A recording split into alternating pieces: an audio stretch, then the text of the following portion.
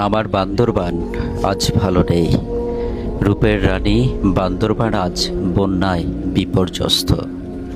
যে বান্দরবানকে আমরা চিনি মেঘের রাজ্য হিসেবে, যে বান্দরবানকে বলা হয় রূপের রানী, সেই বান্দরবান যেন সম্পূর্ণ ভিন্ন এক চিত্র। চারিদিকে শুধু পানি, মানুষের অসহায়ত্ব আর অনিশ্চয়তা। আজকের এই ভিডিওটি কোনো ভ্রমণের নয়, কোনো সৌন্দর্যের নয়। এটি একটি দুর্যোগের গল্প, মানুষের বেঁচে থাকার লড়াইয়ের গল্প। আপনারা এখন যে দৃশ্যগুলো দেখছেন, কদিন আগেও এখানকার রাস্তায় মানুষ চলাচল করত। দোকানপাট খোলা ছিল, শিশুদের হাসির শব্দ শোনা যেত। আজ সেই রাস্তাগুলো পানির নিচে তলিয়ে গেছে। অনেক পরিবার ঘর ছেড়ে নিরাপদ আশ্রয়ে যেতে বাধ্য হয়েছে।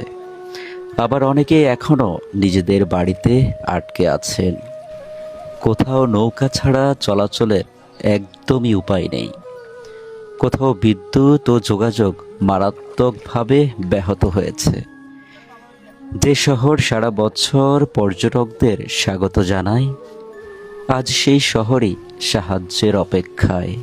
বন্যা শুধু ঘরবাড়ি ভাসিয়ে নেয় এমনটা নয়, এটি মানুষের স্বপ্ন, জীবিকা এবং স্বাভাবিক জীবনও থামিয়ে দেয়। অনেক এলাকায় বিশুদ্ধ পানির সংকট দেখা দিয়েছে। খাবার পৌঁছে দেওয়াটাও কঠিন হয়ে পড়েছে। শিশু, বৃদ্ধ এবং অসুস্থ মানুষগুলো সবচেয়ে বেশি কষ্টের মধ্যে রয়েছে এখন। যারা দিন এনে দিন খেতেন, তাদের অনেকেরই কাজও বন্ধ হয়ে গেছে।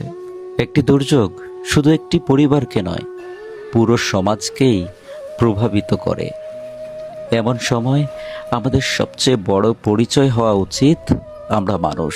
যদি আপনার সামর্থ্য থাকে, তাহলে যে কোনো বিশ্বস্ত ব্যক্তি, স্বেচ্ছাসেবী সংগঠন বা প্রতিষ্ঠানের মাধ্যমে বন্যা দুর্গত মানুষদের পাশে দাঁড়ান। প্লিজ একটু পাশে দাঁড়ান। হয়তো আপনার দেয়া এক বোতল বিশুদ্ধ পানি, এক প্যাকেট শুকনো খাবার কিংবা একটি ছোট্ট সহযোগিতাও কারো জন্য নতুন আশার আলো হতে পারে। আর যারা বান্দরবানে আছেন, তারা যতটা সম্ভব নিরাপদ স্থানে সরে যান।